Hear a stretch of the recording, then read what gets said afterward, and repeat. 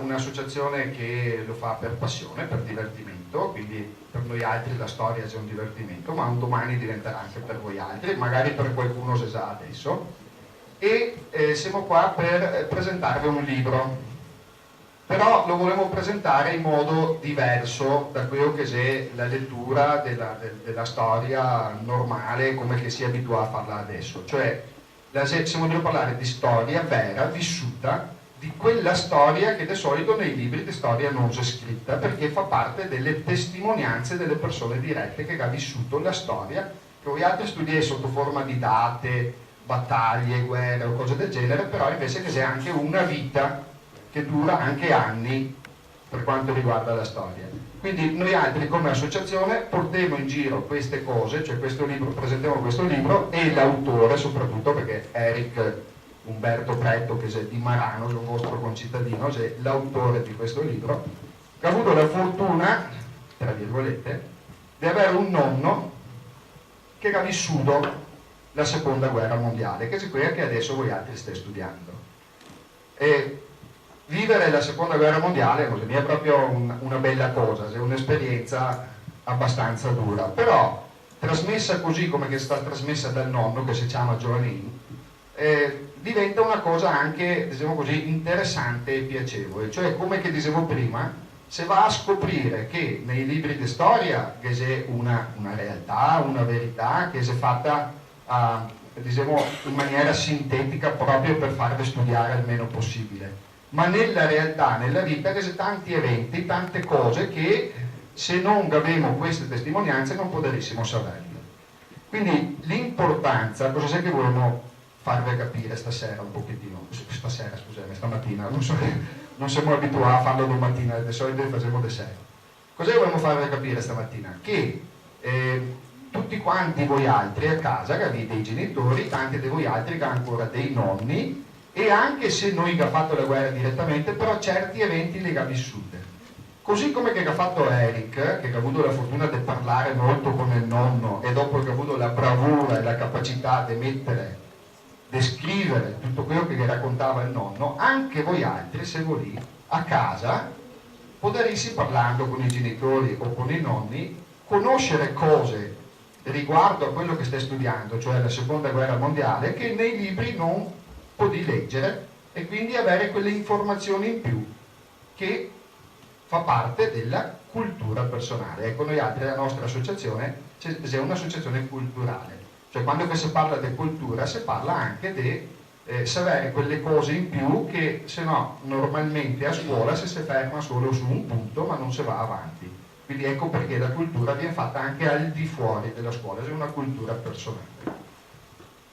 Prima di tutto dovevo anche conoscere, diciamo così, l'interprete principale, cioè la persona che ha vissuto questa seconda guerra mondiale, che sarebbe il nonno di Eric Pretto. Quindi prima di fare altri discorsi vi facciamo subito conoscere qual è la persona che vi ho avuto la fortuna di conoscere personalmente. Difatti l'intervista che adesso vedremo è fatta da Mise, è una roba alla buona, non ti aspettarvi cose professionali, però serve per conoscere la persona, cioè la semplicità e la forza di questa persona, perché chiaramente certe cose per saperle bisogneria leggere il libro, che magari potrebbe essere una bella lettura in classe, ma insomma, però ci vuole tempo.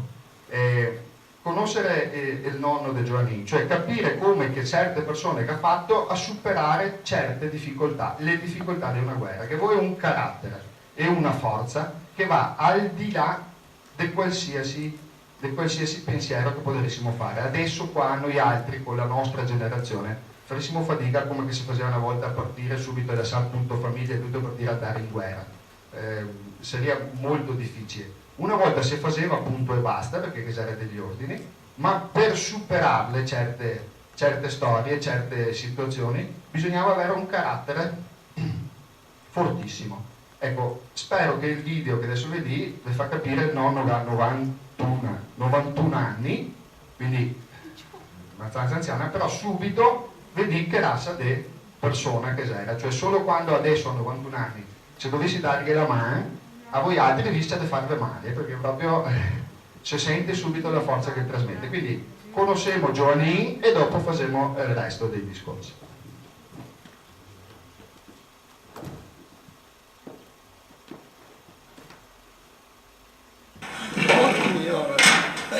quando scopre la macchinetta se no è così via per le paglie. L'arte massa. Olha. A sua di Sesbon.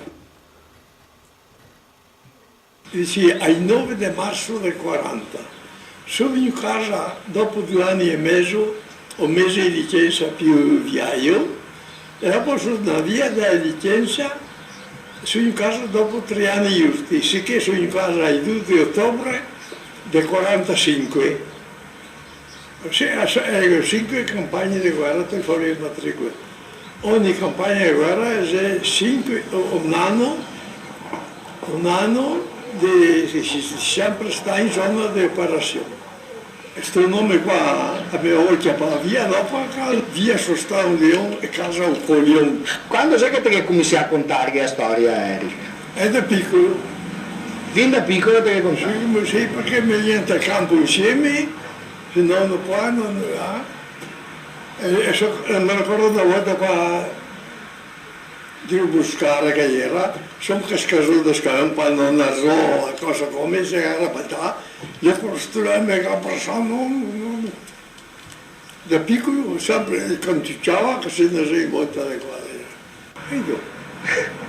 Mi sento contento di questo? Sì, perché al rammento là, chi mi diceva così, io diceva tra di me, mi dico, ma so coraggio, perché io non combinavo le buone, le brutte, perché io non combinavo tante, io non combinavo. Che ti cosa sei che te che dici, A che dirlo, sono sempre stato fortunato, sono sempre stato protetto. 2 anni fa, è stata la Vicenza che nega la medaglia, che io sto con il presidente del Prefetto. Del prefetto, presidente, e che ho visto che spieghi una fiatina, insomma.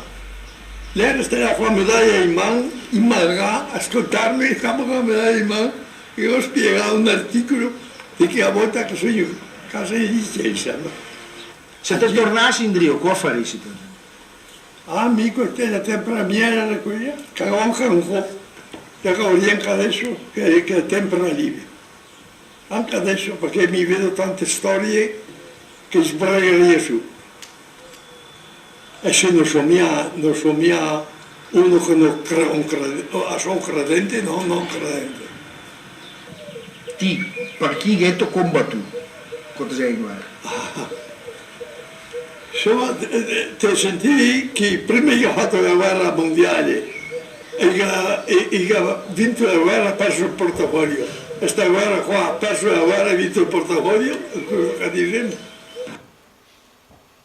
E ringraziare tanto infinitamente che manco un ricordo che la gente capisce.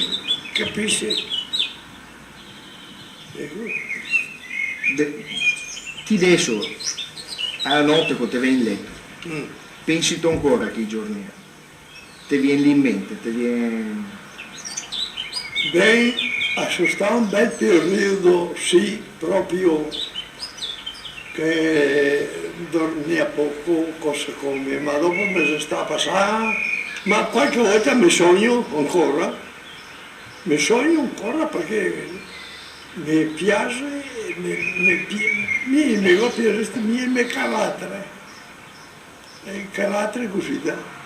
Per tutto sono contento, sì perché a dire fare le butto a lavorare, perché Dio non se ne roba, ma quando 20, cari, e grazie, ringraziamo tanto ringraziare altri tutti. Per cosa? Perché robe che hai fatto che si sta massa bravi, naturalmente l'inizio, e poi tutti chi ci sono andato io, ecco.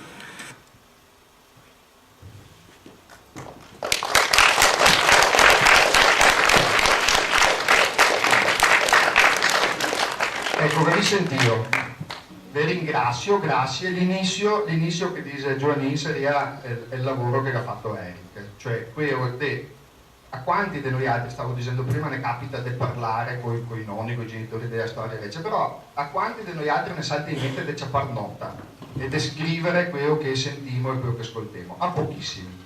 Quindi noi altri che diamo tantissima importanza e che facciamo sempre tantissimi complimenti al lavoro che ha fatto Eric, che tra l'altro ha fatto le scuole qua a Marano come voi altri, quindi vuol dire che sono una buona scuola e che sei buone professoresse. Con le professoresse. Esatto. Per cui gli facciamo tantissimi complimenti e gli stessi complimenti che siete a fare a chiunque che scrive un libro come questo, perché l'importanza di scrivere, adesso voi altri si devono prendere appunti, magari oggi serve più attenzione che scrivere appunti, però se non si scrive, se non si mette nero su bianco non avremo mia quella storia, cioè quel ricordo che un domani sarà sempre portato avanti.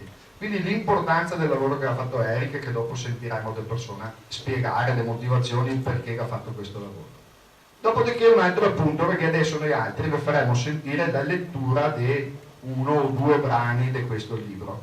Però volevo dirvi che questo libro è scritto in veneto e quindi sembra a tantissimi dire ma forse sono un po' difficile, siamo abituati a leggere e a parlare solo in italiano ormai.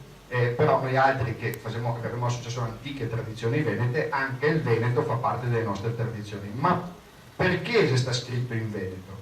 Perché certe cose che si trasmette, che si parla, certe situazioni, certi modi di vivere, certi modi di parlare, se noi si è scritti così come chi si sta detti, alla fine non dà lo stesso significato. Cioè, adesso per farvi un esempio, se mi dico che una persona ha una testa di pasta all'uovo allungata di forma irregolare che non dice niente finché non si cotta, vedo già le facce, non capisco di cosa che parlo, ma ho detto semplicemente testa da bigolo.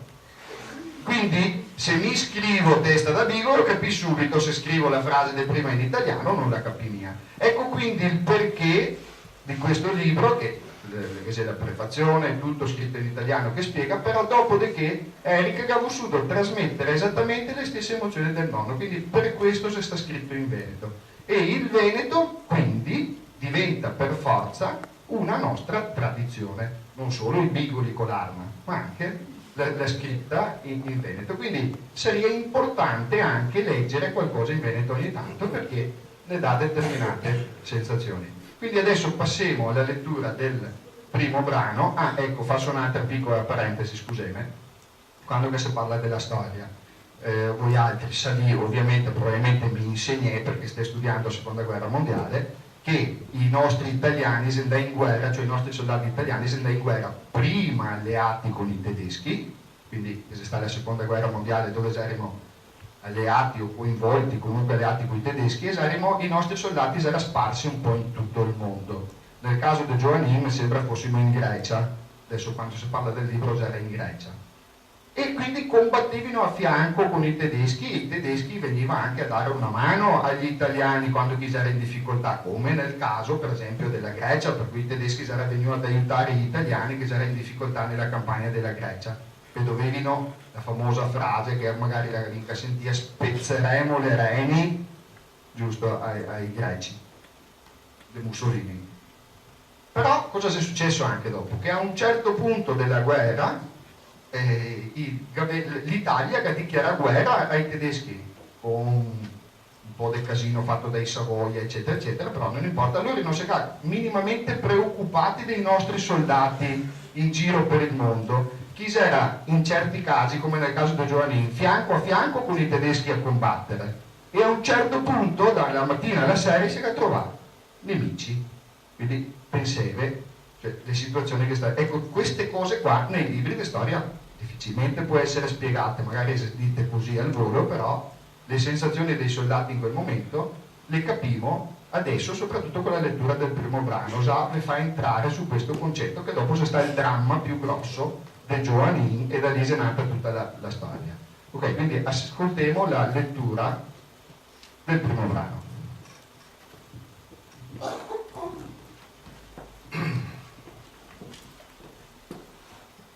A me ricordo come che fosse adesso, così veniu gli 8 di settembre del 43. Gerimo a Gianina, sul nostro accampamento, che a sera lì mi c'era di guardia al Pesso. La mia batteria di artiglieria alpina la avea in dotazione 6 pezzi, 4 canoncini e 2 mitraglie pesanti. E mi c'era drio tendere un canoncino. Poco dopo le 7 si è passato 2 alpini lì davanti di me e mi ha detto: siamo sta a ascoltare il radio giornale e ha detto che se sta l'armistizio. Su meglio che sia finita la guerra, al manco per gli altri. Radio giornale, mi non lo aveva mai sentito menzionare, non so neanche dove che fosse da ascoltarlo. Magari dentro sulla tenda degli ufficiali, perché non savaria dove altro, se no. Fatto sta che 10 minuti dopo si arriva fuori agli ufficiali. Gli aveva una faccia bianca come la morte. Subito in negadito di puntare l'artiglieria verso l'accampamento tedesco. Bisognava parecciarsi a tutto, in attesa di ordini, perché neanche lui sapeva ben di preciso cosa fare. Non gli aveva già fatto nessuna disposizione, né dall'Italia né dal comando italiano di Atene. Pena che se stanotte, di sicuro la più lunga di tutta la guerra, vista la situazione, i greci gli attaccavano mandarne dire che se negli altri che avessero attaccato i tedeschi da davanti, lui li cavaria attaccare alle spalle. Gli era proprio convinti. Ma come se faceva a mettersi a sparare contro i tedeschi? Cosa sarebbe successo dopo? Anche perché pochi minuti dopo i tedeschi negavano a dire che se gli altri li avessero attaccato, lui non gli cavaria sparare neanche a un colpo e se cavaria rifiutare anche se avesse più ordine di farlo. Magari queste leggere parole venivano fuori proprio dal generale a comando della prima divisione di montagna tedesca, che era tanto amico del nostro colonnello perché aveva fatto le scuole insieme in Germania. Cioè, questo colonnello era un gran personaggio. Era stato console a Monaco di Baviera e il diceva che parlava 7 lingue. Bene, allora, prima di andare avanti, voglio chiedervi e parlare con voi di 3 date fondamentali della storia italiana, dobbiamo dire. Cos'è successo? Chi mi sa dire cosa è successo il 25? Non è un'interrogazione. Cos'è successo il 25 luglio del 43?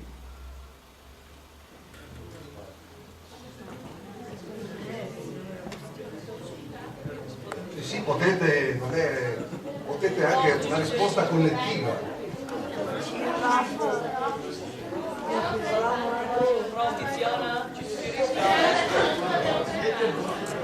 Se no faccio una consiglia. Sì, dai. Non siete ancora arrivati al 25 luglio, siete ancora a giugno. Allora, così niente, nessuno.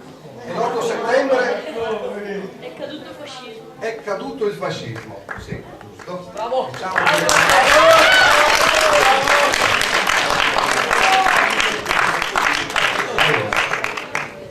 nella notte del 25 luglio il Gran Consiglio del Fascismo mette in minoranza con un ordine del giorno, chiamato un ordine del giorno Grandi, mette in minoranza Mussolini, che viene arrestato subito dopo. Quindi un cambio totale per gli italiani. Gli italiani hanno sempre visto Mussolini come il duce il conduttore del fascismo. Il 25 luglio cos'era successo poco prima? Erano sbarcati gli alleati in Sicilia e questo è stato un fatto determinante anche. 25 luglio, poi il Mussolini è prigioniero per un mesetto circa, anche di più, e arriviamo all'8 settembre, altra data. Cos'è successo l'8 settembre? Sempre dello stesso anno, del 43? L'armistizio, cioè l'Italia che prima era in guerra contro gli alleati, e per alleati intendiamo una serie abbastanza lunga di paesi, ma i principali erano l'Inghilterra e gli Stati Uniti, l'Italia raggiunge con questi paesi un armistizio che era stato raggiunto e siglato qualche giorno prima ed era rimasto segreto. Però gli americani via radio, avete sentito nella storia che è via radio che si viene a conoscenza dell'armistizio, gli americani diffondono la notizia dell'armistizio, costringendo il governo italiano, che a quell'epoca era rappresentato da un certo Pietro Badoglio, penso che il nome vi dica qualche cosa, a comunicare ufficialmente che l'Italia cessava le ostilità contro gli alleati. Però non diceva nient'altro. E i tedeschi? Io vi chiedo di immaginare una situazione di questo tipo. Voi siete gemellati con una scuola tedesca e andate in gita 2 mesi ad Atene. Partite con tutte le vostre, in corriera, un po' lunghetta, diciamo che partite in aereo con tutti i vostri bagagli, eccetera, con gli insegnanti che vi accompagnano, e poi un bel giorno vi dicono che il gemellaggio con la scuola tedesca, che voi conoscete bene perché siete andati le sere in discoteca, avete fatto festa, avete visitato la Grecia insieme, vi dicono il gemellaggio con la Germania, stop, fine. Telefoni, non risponde nessuno, la scuola, preside, sono spariti tutti, gli insegnanti non hanno alcun oro, alcuna istruzione, non sanno cosa dirgli. Ecco, provate a immaginare, questa che ho fatto io l'esempio è una gita così di istruzione. Gli italiani erano in guerra in Grecia, non c'erano cellulari, non c'erano cabine di telefono, non c'era niente, erano da soli, con alleati appunto i tedeschi.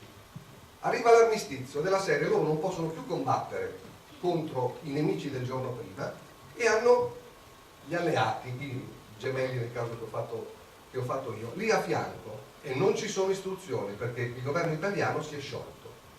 Studierete, se lo avete già fatto, che il re e il governo fugge da Roma per non farsi catturare dai tedeschi e va verso il sud. Che si fa? Abbiamo appena letto. Gli ufficiali, non sapendo cosa fare, dicono: girate i cannoni verso i tedeschi. I greci, che erano i nemici del giorno prima, mandano un foglietto a dire: attenzione, che se voi attaccate i tedeschi da davanti, noi li attacchiamo da di dietro. I tedeschi però mandano a dire, nel caso specifico, questa è storia specifica di Giovanni, il comandante italiano e il comandante tedesco erano amici dai tempi della scuola, e quindi il comandante tedesco manda a dire che non può sparare contro gli italiani. Una situazione critica. Cosa si fa? Adesso vediamo cosa succede.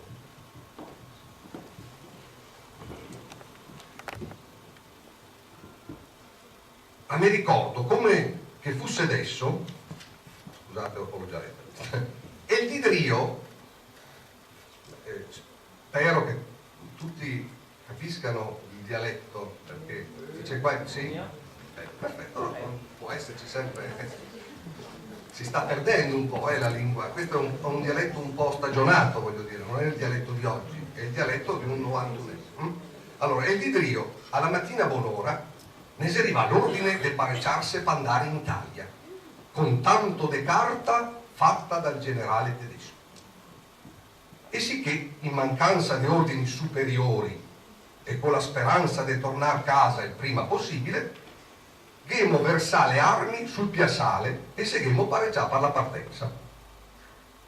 Ghemo podesto tenersi solo che un scioppo per ogni squadra. Agli ufficiali invece gli galassà tenersi la rivoltella. E un male ghemo fatto quello che volessi i tedeschi, perché se fidavano ancora di lui. Ciò avevano combattuto insieme fin al di prima. Cos'altro potevano fare? L'ordine di partire ne si arriva al 13 di settembre e ora che abbiamo tolto su le nostre poche robe e seguiamo incamminati. Seguiamo portadrio i muli e anche un bel fiade vacche, di quelli che avevano sequestrati in volta per le campagne su uno degli ultimi rastrellamenti. Abbiamo formato una colonna lunga rio la strada. Saremmo stati oggi in croce 2000 soldati. Mi ricordo che tanti civili greci i piansea guardando nel andar via, perché aveva paura di restare là da soli coi tedeschi. Da Giannina siamo andati a Florina. Abbiamo fatto più di 200 km a piedi, in 15 di viaggio. Si camminava più che altro di notte, perché in tel dì c'era un caldo che pareva essere all'inferno. Arrivava a Florina i nostri ufficiali gli avevano venduto ai greci del posto le bestie che ne c'era restate. Poi schetti cacciapà, che non potessero comprarsi qualcosa da mangiare, palviaio, perché da ormai le nostre scorte le taccava a scarsigliare. So che ha tolto più che altro pan, perché costava poco e si conservava meglio. E sì che abbiamo ciappato il treno, dopo aver consegnato ai tedeschi anche le poche rivoltelle e i scioppi che ancora avevano con gli altri. Si non montava sui vagoni, che si adoperava per portare in volta le bestie, in 60-70 ognuno. Siamo stati 16 dì in treno prima di arrivare a destinazione. Mi ne ha fatto fare un giro della malora.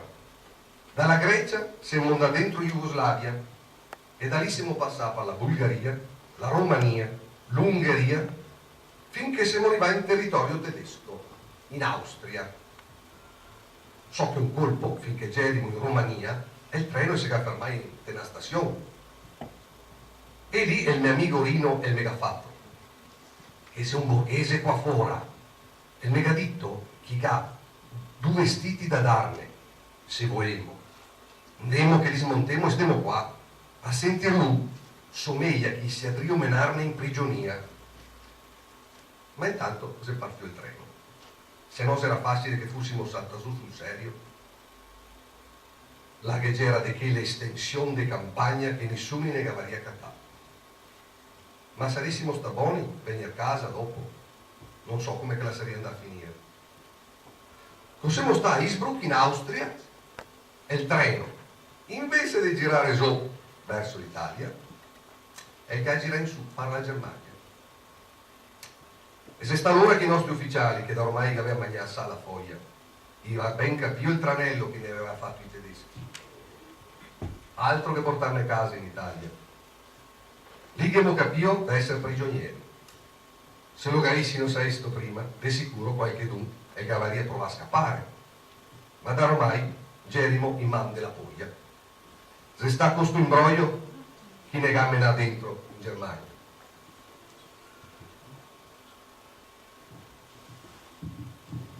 Ciao a tutti intanto.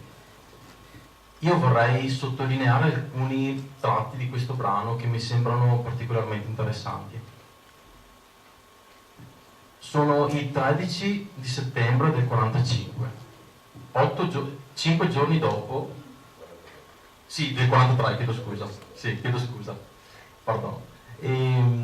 Sono appunto 5 giorni che è stato firmato l'armistizio, che è stata anzi resa pubblica la firma dell'armistizio. Erano 5 giorni che i nostri soldati erano fermi al loro accampamento, con l'accampamento dei soldati tedeschi a 1 chilometro di distanza, fermi appunto in attesa di ordini, perché non sapevano cosa fare. Questi ordini in realtà non arrivarono mai, come è stato detto prima, né dal comando italiano di Atene, che era appunto occupato dalle nostre truppe, né direttamente dall'Italia.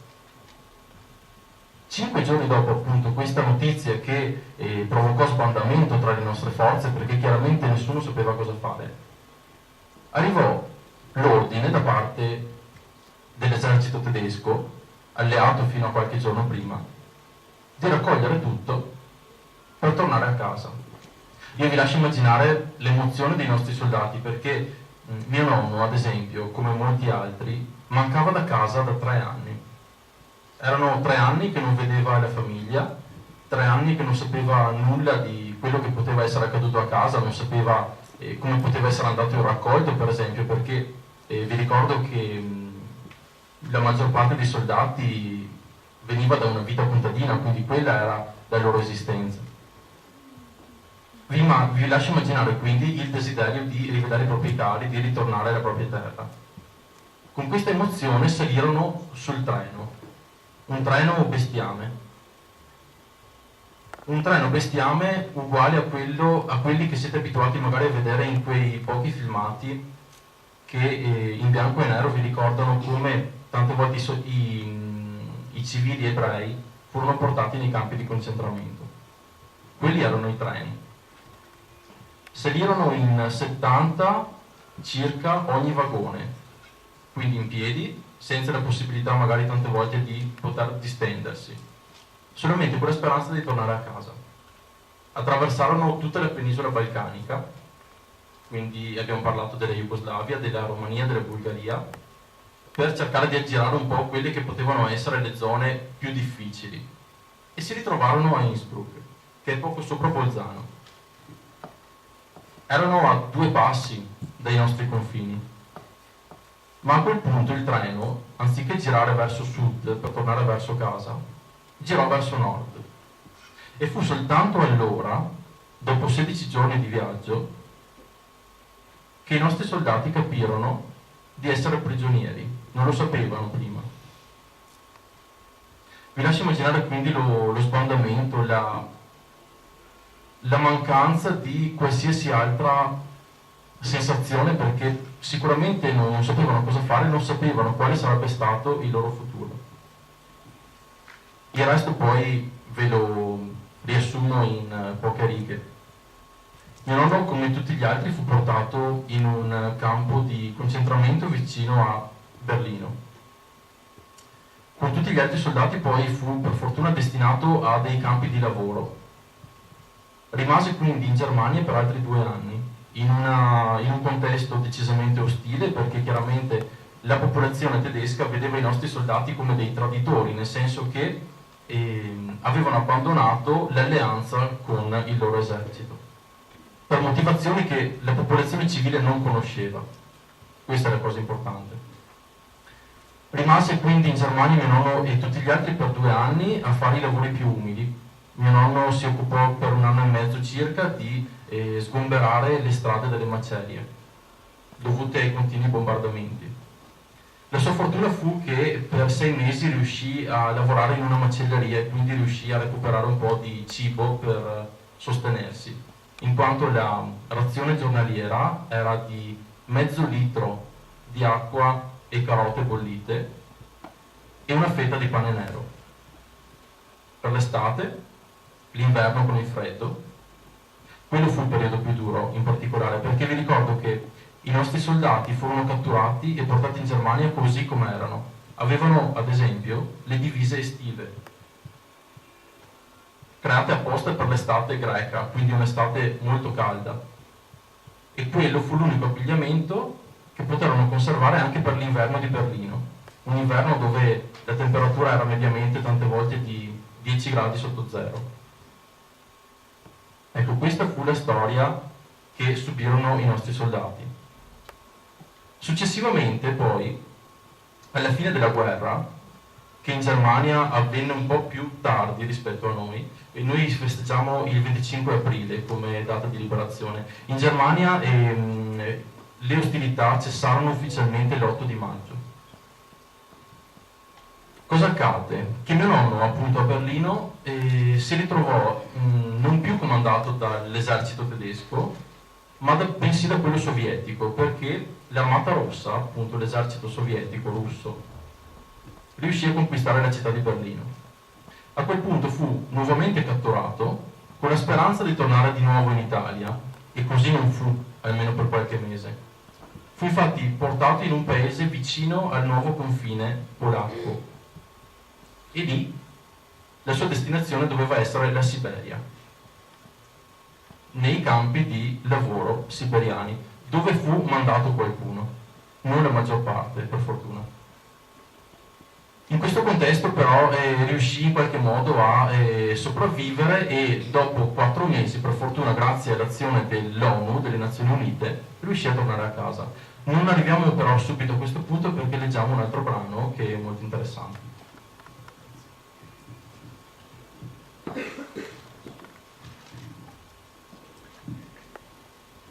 prima preciso una cosa. Abbiamo detto prima la data del 25 luglio caduta del fascismo, l'8 settembre l'armistizio, e poi a ottobre, il 13 ottobre, sempre dello stesso anno, l'Italia dichiara guerra alla Germania. Quindi nell'arco di diversi mesi c'è un capovolgimento completo.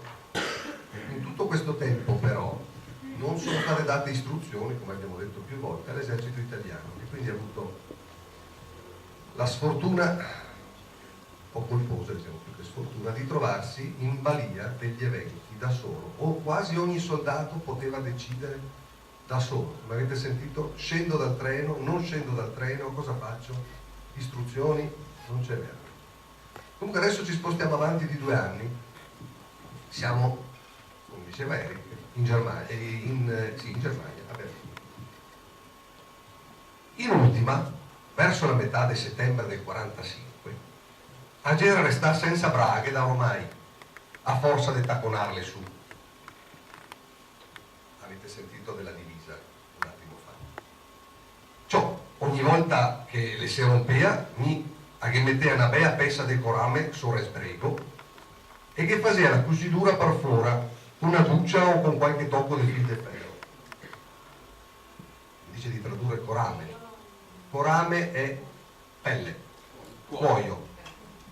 No, giustamente alzate la mano se qualche. Anche la buccia, che cosa era? Lago, lo sapevate? No. Sì, i siti, no? Faceva come che poteva, ma intanto mi arrangiava su. Però aveva ancora la mantellina che ne aveva da Gorizia prima di partire per la guerra. Sicché a attaccare di mandare in volta, se che c'era qualche du, bonde fare lavori da sarto. A voleva farmi fare un par de braghe nuove, doparando proprio la stoffa di sta mantellina. Finché un toso che c'era lì con me è il megaditto. Che ne conosco uno, casa in Italia, e fa proprio il sarto di professione. E allora il megame nada questo. Mi pare che fosse da Vicenza, se non sbaglio.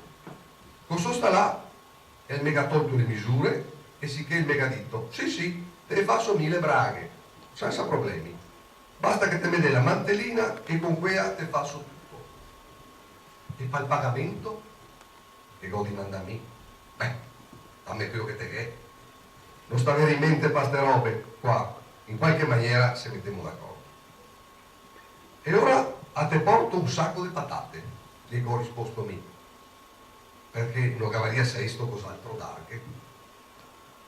Proprio in quel momento si salta fuori 3-4 tusi, i c'era lì vicino e gli aveva ascoltato i nostri discorsi. E mi ha detto, dineo quando che te vai per patate, che veniamo anche noi altri con te. A cavarissimo caro de cattare su qualcosa da mangiare. Va bene, stiamo d'accordo così, e ho risposto io. Dopo qualche dì, se capita il momento di andare, so che ho pensato, ancora bisogna che vai per forza a togliere le patate, perché dai ormai le braghe e se pronte. C'era giorni che guardava sempre il tempo, aspettava che fosse una notte scura, senza luna. E ora, prima che se sta possibile, sono andata ai Tusi e che ho detto, Gio Tusi, guardate che mi stanotte a vo. Ben fare la carità, che Dio te benedisa. Dite che da essere di professione anche a casa. Abbiamo pensato di star qua, quieti, dobbiamo mia voglia di rischiare la pelle. Sicché sono da via da solo, col messacco sulla spalla.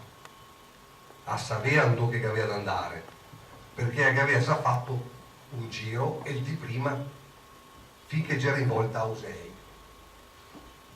Naturalmente cercava anche di recuperare qualcosa da mangiare prendendo i uccelli. Con la fionda.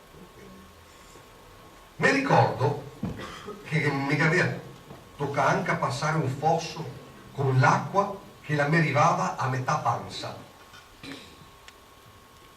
ma non la mise mai in da dritta come che a notte. Difatti, appena arriva sul posto, uno dei tanti campi de patatare che c'era là, a sentio un fiate movimento. E l'ora son davanti pian pianeo, ma non vedeva niente, perché c'era proprio scuro orbo. Posso sta a 5-6 metri dando che veniva sto rumore, a fischià piano. E si ga sentio subito silenzio. E allora go fischià un'altra volta, un fiato forte. Ben, se ga sentio gente scappar via, come che fosse un branco di caprioli. A me voi fiala a ridere e son da là. Per terra che c'era tutti i fagottei pieni di patate. Aligo svuotà dentro sul messacco e so che non le che se sta neanche a tutte. Me ga tocca la sala per terra un fagotteo meso bien, zappareggiato. Sicché hago ligà la bocca del sacco e sono tornato a casa contento. E la mattina trio che la go portare al sarto in cambio delle braghe. Un paro di giorni dopo sono passato a piedi proprio per terra e ho visto il paron del campo, un borghese tedesco, che c'era trio che avrà su le patate. O meglio, quelle che c'era restato per terra. Sicché avevo pensato di andare là a fare tociacque. Appena che sono arrivato là che ho detto, ciao, ti gadana man a sulle patate, o no? I carusca proprio ben? Guarda quante macce che sei, che gli manca. In quanti geri? Tasi va là e mi ha risposto. E pensare che a che gotta in due anche con scioppo, me l'ha fatta proprio sotto il naso. Se solo che avesse saputo cosa che era successo, ma non poteva mica immaginarsene. Hago sempre io un muso da tola.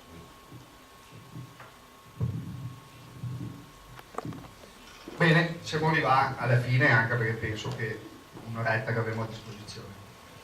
Capisce Dio, quindi, quello che vi dicevo prima, cioè quella storia che non potete leggere nei libri, un po' che abbiamo soltanto gli altri, un po' che c'è qualcuno che sa, che se la ricorda, e comunque quello che volevano farvi capire era appunto questa, l'importanza che sia questi libri che gira, tanti di voi altri casa che librerie magari piene di libri, qualche salto in biblioteca lo fa così, e provi a pensare quindi quante cose che si potrebbe sapere leggendo questi libri.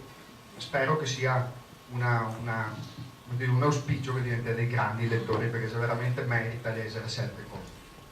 Però lo scopo di questa mattinata, di questa oretta che abbiamo fatto, oltre che a farvi conoscere appunto Eric, a farvi sapere che nel vostro paese, a Marano, che c'è una cosa così importante, perché credevo che sia importante, questo libro sarà sempre più importante, più che passi gli anni più diventa importante, è importante il lavoro che ha fatto Eric, però mi piacerebbe che, non dico tutti, ma qualcuno di voi altri trovasse